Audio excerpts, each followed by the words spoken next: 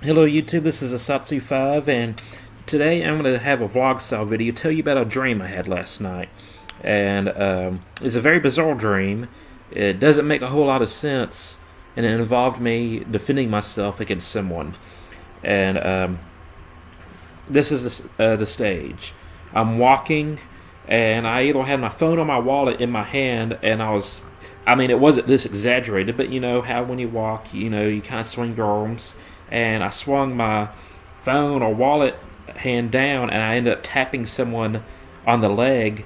I don't know if they were falling too close to me or if I walked past them, but like as I was walking, I tapped them a couple of times as I'm walking past them, doing the walking motion, and what doesn't really make a whole lot of sense is the amount of distance I got between him and me. He started yelling at me, and the distance I gained by the time I turned around and acknowledged that he was yelling at me was a considerable distance. And keep in mind, I have no real way of gauging distance in a dream, but he started yelling at me, and I don't know what he said, and he started running at me. So I pull out a knife. I usually carry a at least 5.5 inch Cold Steel knife. Sometimes the Cold Steel XL Espada or the holdout, some bigger knives. I usually carry a big knife, unless I'm testing or there's a certain thing going on that I don't feel the need to carry a big knife or something like that. Anyways, I pull out a knife, and the guy pulls out a rather large knife himself.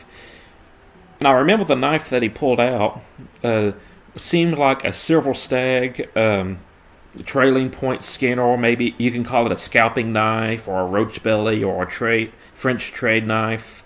But it was stag, and it was rather large, and I could tell this from the distance that he was running at me from. So I dropped my knife, pulled out my Smith & Wesson 686, and some reason I went all Victorian on him.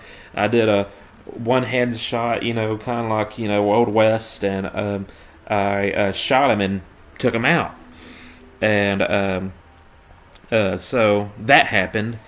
And then, for whatever reason, I wake up and my parents are around me, saying, "Hey, are you all right? You all right?"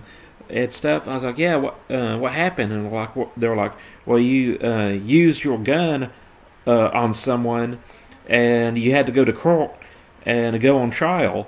And apparently, I was knocked out this whole time period. I don't know if it's from the stress of shooting someone and being like, "Holy crap, I shot someone," and then like freaking out, like having a panic attack and knocking out, or I don't know what happened, because the guy that I shot was a relatively good distance from me.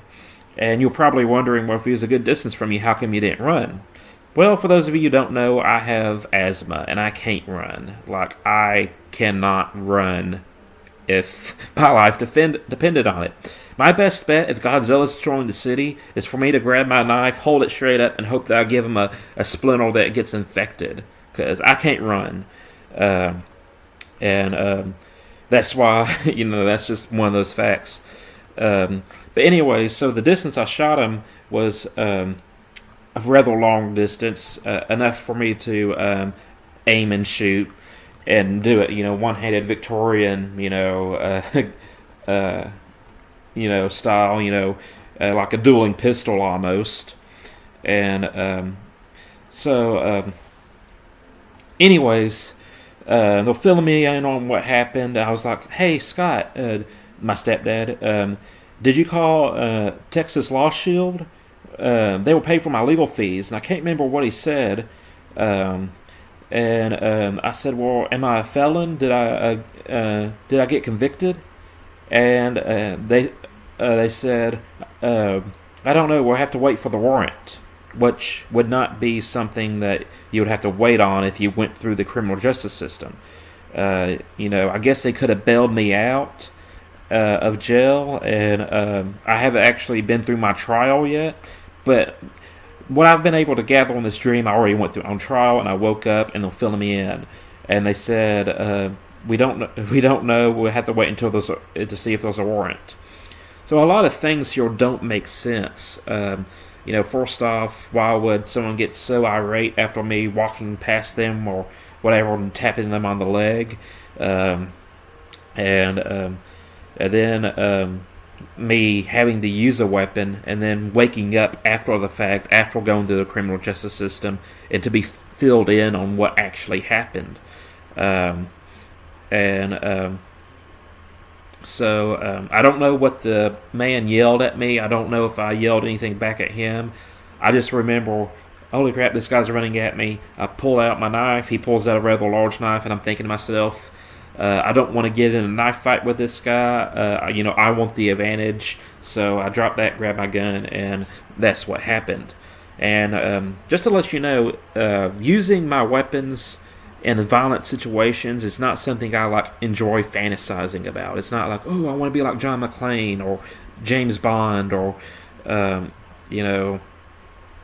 can't remember Mel Gibson's Riggs off of Lethal Weapon. I don't want to be in that situation, but occasionally, like if I'm in a restaurant and there's someone being very loud and obnoxious and being, if it seems like it might be a potential violent situation, I try to think a few moves ahead of them. It's like, okay, what am I going to do if he does this? What am I going to do if he does this? If I go to a movie theater, and I'm like, all right, what do I want to do? I want to sit over here by the exit. So, it's not like I fantasize because I want to be a hero, because I want to be, a badass or anything.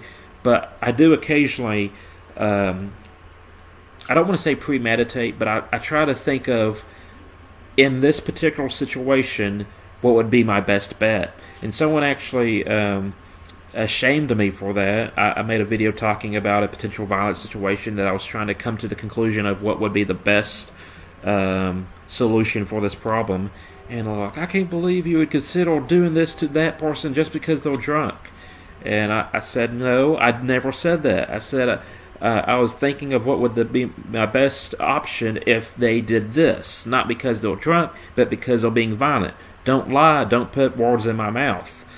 So it's something that happens. I do try to determine what would be the best road or the best route to go in potential bad situations. But it's not like I want to be a hero or I want to use my weapon. In fact, when I was younger, I kind of had a complex where I just got tired of being bullied, and I did kind of look forward to violence because the violence would prevent further violence. And I just was like, you know what, screw it, I'm going to do this, and the bullying will stop. But as I got older,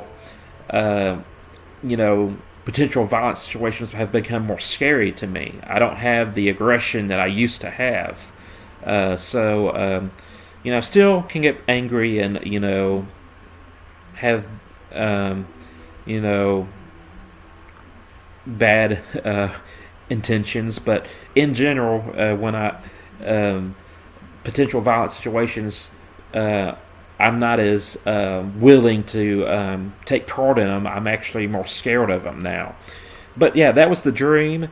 I used a weapon on someone, woke up, was told that I used my weapon on someone, and that I went through the criminal justice process.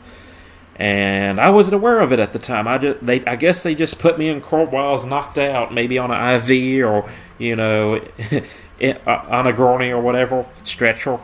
And they did it without me being cognitive or aware of my surroundings.